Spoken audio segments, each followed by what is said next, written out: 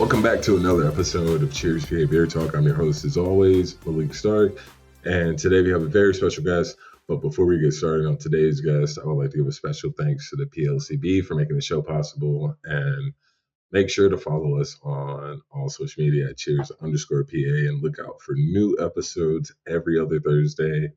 And without further ado, Willie Wrede. Hey Maalik, how are you? I'm pretty good, man. How are you? Excellent. Sweet, man. But yeah, man, just want to talk to you about brewing, talk to you about meadery, more than like mostly because I know personally nothing about that, and I think that's one of the things that like unless you do it, people don't really know a whole lot about that. um, Yeah. so like, how did you get into both? Started homebrewing beer um, just to enter into the Mount Hope Brew Fest Okay. competition for like discount tickets to the Brew Fest. So Yeah, that should be motivation enough. I know a lot of these brew fests are a little steep in price just because of the demand. So if you can get a break either way, like it's worth it, I'm yeah, sure. yeah. So um, it was crazy. We were gonna do a Maibach. So every Okay. year we'd make a Maibach because that's when spring is when that brew fest was, and it just seemed to fit. And we decided, hey, let's boost the alcohol a little bit and add some honey to it. Okay. So every year we added a different type of honey into the mix. And we did like blueberry blossom honey, orange blossom, stuff like that. And yeah, so that I started reading up on it and beer with honey, and then I kind of went down the rabbit hole of the internet Mhm. and figured out I was making braggot, which is like a style of mead. It's like a mead beer hybrid, Okay. essentially.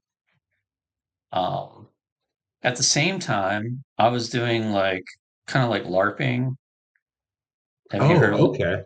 Yeah, I know. I know what LARPing is. Well, like Yeah, yeah. very well.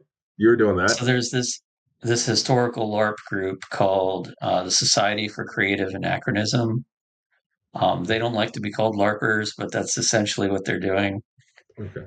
Um, and like they have a more history focus, and I was super into the whole Norse thing, and so was a lot of people in my area in this group, and they were into making mead, and I started making mead with them, had some really delicious stuff, and then it just piqued my interest. Next thing I know, I'm lurking in forums online, all about mead Mhm. making.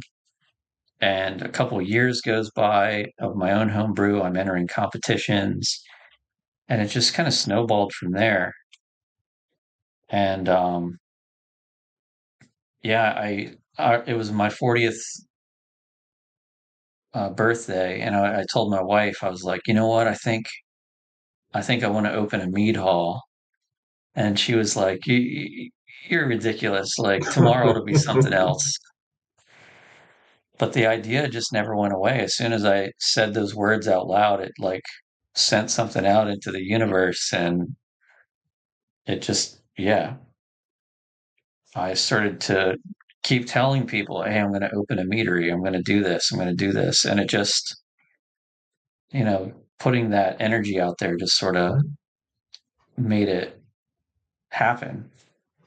Yeah, that's called So, what is that? Manifesting. Like yeah. you like obviously like you see the vision and like the more you put it out there, the more clear it comes out. Um I don't know if like growing up, like where you are in PA, like whether or not like there was a lot of mead halls or anything like that. Were you like one of the like first ones, or was it more so you had like a blueprint to follow as far as doing something like that? Um, so I grew up playing Dungeons and Dragons, and, mead and all that kind of stuff was very prominent in the game setting. and I kind of already had a vision of what I wanted to do and have this like fantasy based, Meduseld means mead hall in Old English. Tolkien used it in Lord of the Rings as the name for King Theoden's hall. So it was always sort of in the back of my mind, rattling around. Um, I lost my job 2 weeks before we opened the doors of the mead hall. And, we had planned to just like moonlight there and just like have the place open on like Friday and Saturday and Sunday. And me and the other owners, we just rotate. But as soon as I lost my job, I was like, that's it. I'm all in. Yeah, you got to be all in, right? Yeah, yeah. It was crazy. And we added axe throwing to our place. So we were the first venue in central PA to have axe throwing. Right when it started taking off in 2018. So that tripled our business right there. People coming in the door. We were packed Friday and Saturday night. Just Oh wow, um, it was crazy. that's awesome, dude. Whenever I don't know, so like, what's step one when it comes to making mead? Does it start like beer or any other type of alcohol that takes fermentation? Because I know that much from the little bit of knowledge I have in brewing that like to make an alcohol, it has to ferment typically. Like, what's the yeah? Yeah. Mead making is super basic. Okay, You take honey and water, mix it together, and then add yeast. Let the yeast do all the work. And that's it. In its most basic, that's what mead is. It's fermented honey. Honey won't ferment on its own. It's too thick, too dense of a sugar content, and there's too many acids and other things that are in that honey. It's antimicrobial, antifungal, naturally. So you have to dilute it with water in order for the yeast to start munching on it and creating alcohol. okay. Is it like one of those fermentable sugars?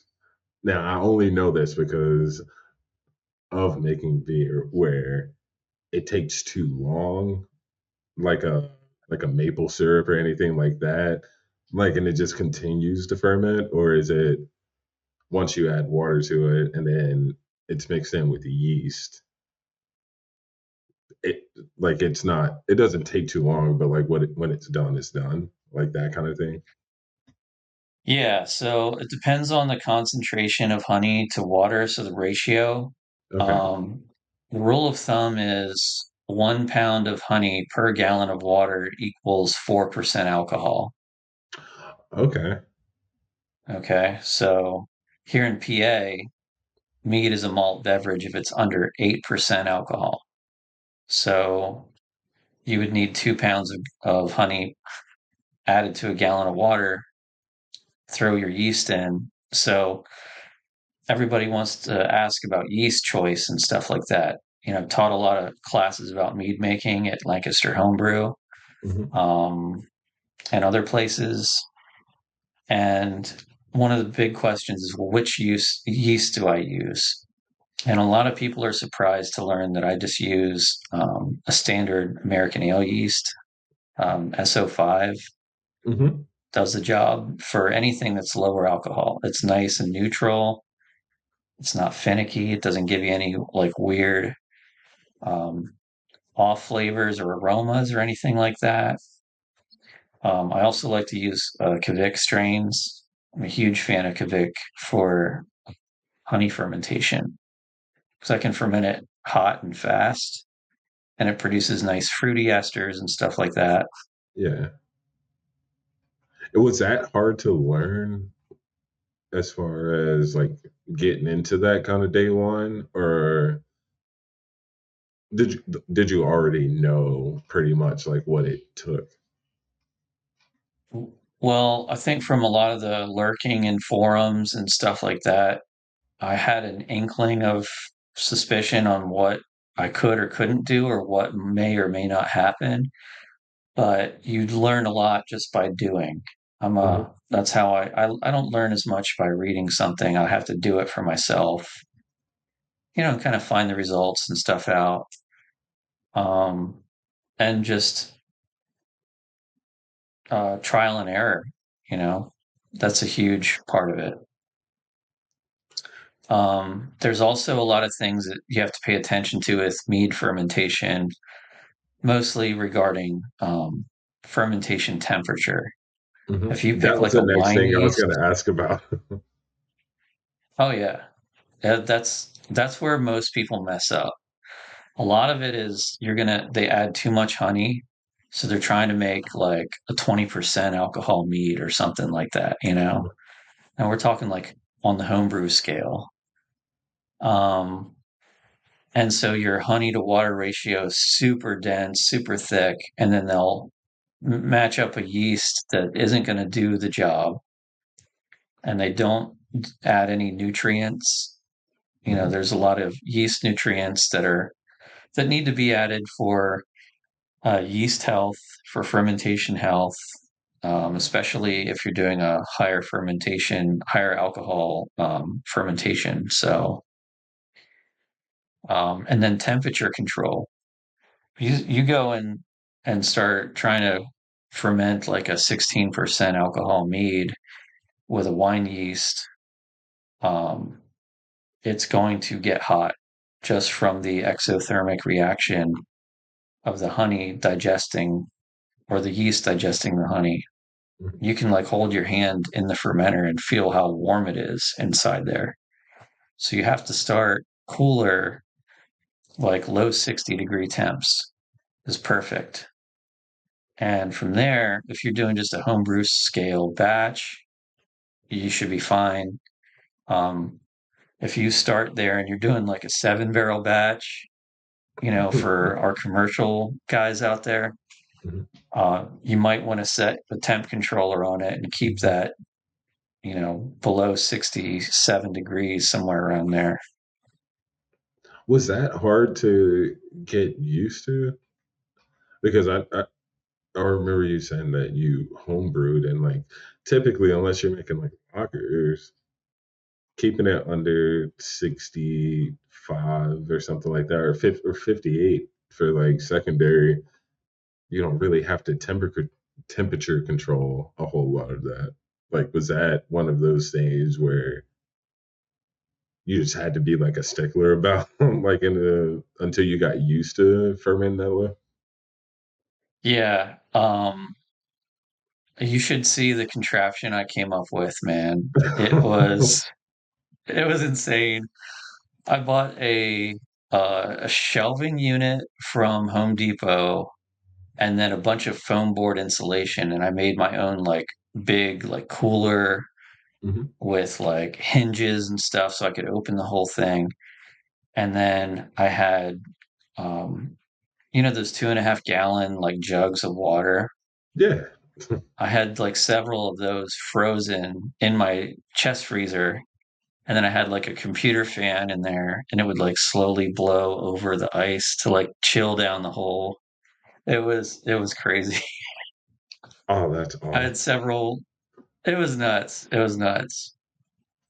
Now from homebrewing, I remember I think our first what we would sit like a 5 gallon like carboy and was a chest freezer that had like a temperature control like outlet hooked up to it. And I don't I Yep. I did not handle that part of it, but I knew that it was very, very hard to do in the sense of like if you didn't already have that kind of knowledge for it.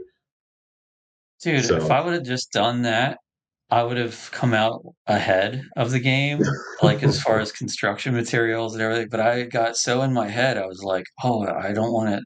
What if something happens to the temp controller and it freezes my batch? Then it ruins it, just all this Mhm. stuff. And I should have just relaxed and just got a temp controller and a chest freezer Yeah.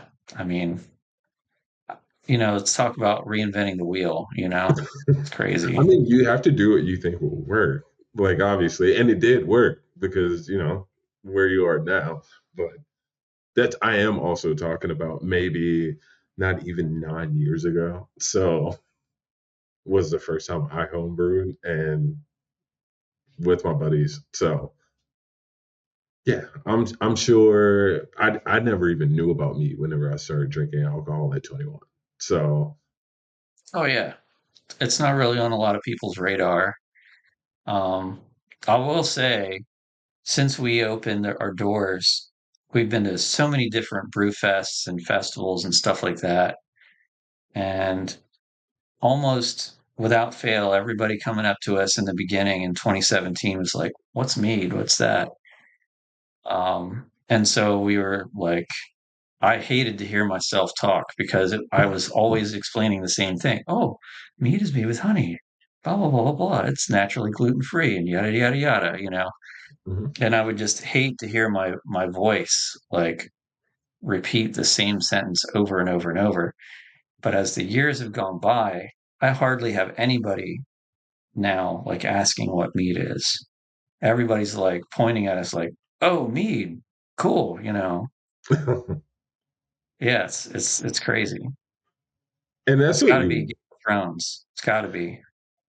Well, yeah, I think that, and like you said, it's like gluten free and just like other alcohols in general. Like any, like if it tastes good, I think people want that. And I don't think that there are a lot of places, at least in the area, that like make it, and then on top of that, like make good mead. Yeah, there's that for sure. Okay. It's definitely what we're sort of known for. It's our unique value proposition, to use like some business terms. Mhm. Yeah. And when did you all open again? You said 2018, right? Spring of 2017 was when we opened the Mead Hall in Okay. Lancaster. That was a big move for us. We were looking at Mountjoy. That was like my hometown. But we couldn't find the right building for the right price, Mhm. and then we were just like, hey, what about Lancaster? Why not the city? And for me, there was a lot of like imposter syndrome going on, like in the back of my mind, like, man, I don't know if we deserve to be in the city and like roll with the big dogs there and all that.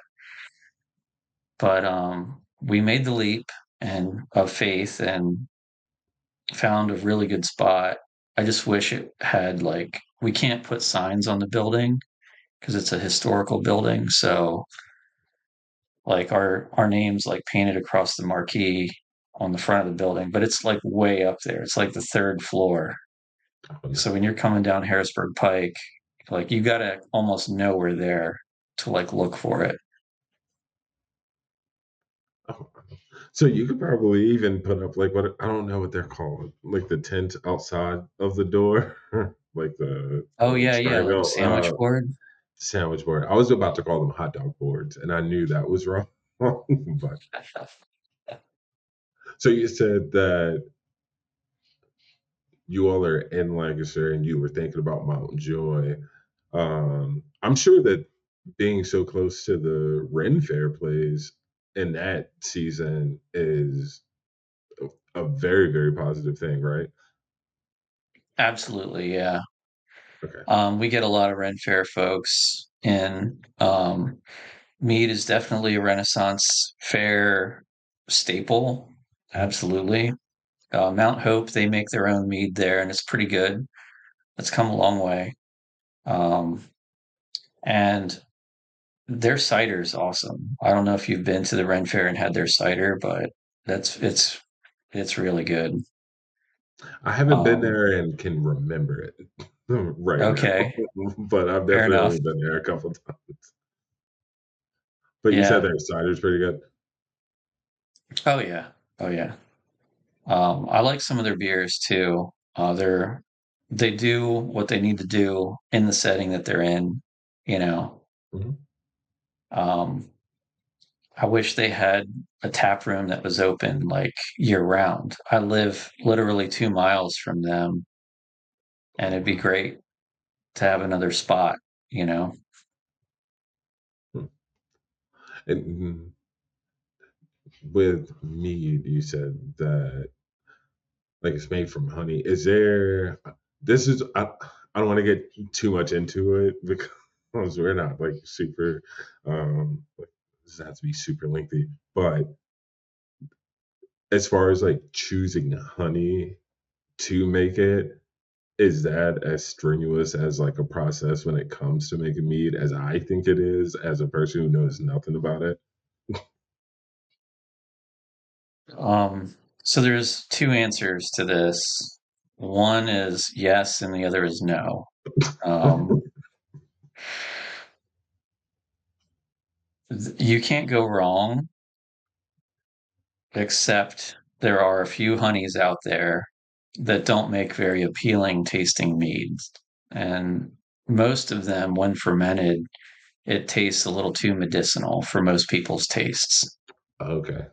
So, like eucalyptus is one of those honeys. Yeah, I mean, So, from what I know about eucalyptus, it sounds medicinal. yeah, yeah. So if it sounds medicinal, it's probably not gonna. It will probably also taste super medicinal after it's fermented. Um, you know, there are 300 different varieties of honey around the world. Um, there are so many variations on honey, like even clover honey, there's different variations. And the same clover can change, like versus the spring flow and the fall flow. That's when honey is gathered 2 times a year, typically. And one can be lighter, the other can be darker. There can be other things in that honey. Say there's wildfires in the area or something like that. Um, Bees pick up that ash on their bodies and bring it into the hive along with the pollen and um, and the nectar in the flowers and stuff can also like pull in environmental things, and then that can go into the honey. So by and large, like if you're a beginner and you want to start out making honey, um, two really good places, and we're spoiled here in Pennsylvania. I mean, we got farmers markets all over the place, Mhm. and most of them you can find local honey. So I highly recommend people support their local beekeepers and get some local honey and try it out. Taste it. If you like the flavor, it's probably going to be good for mead making. Um, and then like start off small until you know what you're doing. Like get like a 1 gallon glass jar with an airlock Mhm. and like a 2 gallon brew bucket. Start in the brew bucket and then transfer it into secondary for the into the 1 gallon jar and let it bulk age for about 2 months. You don't have to wait like a year. A lot of people say, "Oh, it's got to wait a year," and yeah, I mean, it's going to taste awesome in a year, but why wait? 3, 6 months maybe. Um, it's going to be small changes. So if you do everything correctly up front with like nutrients and stuff like that, and anybody can message our page too and ask for advice. Like I'm an open book when it comes to uh, mead making and stuff, recipes, whatever. A lot of brewers are that way. We want Mhm. people to stay in the game and make tasty things and come bring them to us and let us taste them. You know, Yeah, that's a big part of it. I won't hold you up too long. I have one last question. If anybody wants to get into that, if anybody has like questions about that, like I know you said that they can message your page and find out about that. Are there any other like good resources to No, like I know at homebrewing, there's always Beer Advocate, and there's Brew Smith, and there's a bunch of r/brewery. Like there's a thousand things as far as that. What are some of those resources in the same capacity for mead? Hmm. One big one. Some people don't have Facebook, but if you do, Modern Mead Makers is a great page. They have a lot of really robust files section that you can download files from with recipes and like, modern um, takes on and advice on how to use nutrients, how to use acid blend to balance flavors, what types of oak you can use. Just, I mean, it's such a good source of information. And the admins there do a really good job of making sure that everyone is, you know, um, getting their questions answered correctly. There's a lot of places, a lot of forums, like some of the ones you mentioned, where the admins might not be present, you Mm-hmm. know, and you look down and you see a bunch of bad advice and no one's really calling them out unless it's another user, and then you don't know what to believe. Mm-hmm. Um, but the admins on Modern Mead Makers are super helpful, and um, people are always like, "Has anyone ever tried X recipe?" You Yeah, get posts like that all the time. So it's cool to find to even just scroll through there and find inspiration for recipes too. sweet.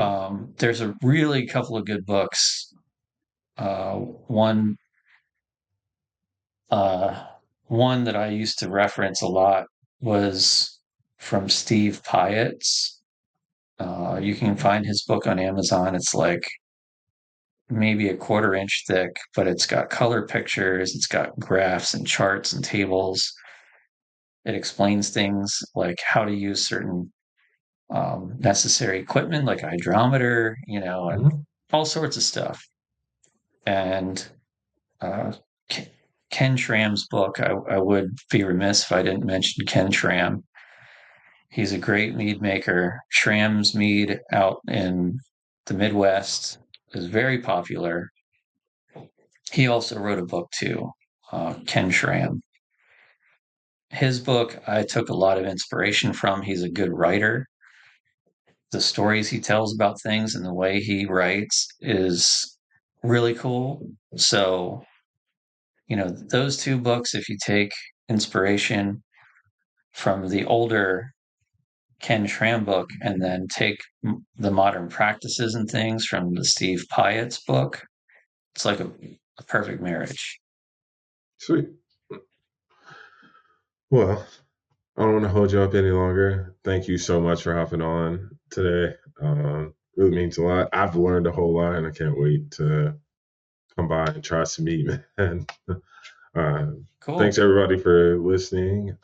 Be sure to check out new episodes every other Thursday, and follow us on Instagram and any other social media at cheers_PA, and check out new episodes every other Thursday wherever you get podcasts. But cheers, Will. Thanks, man. Cheers. Skull.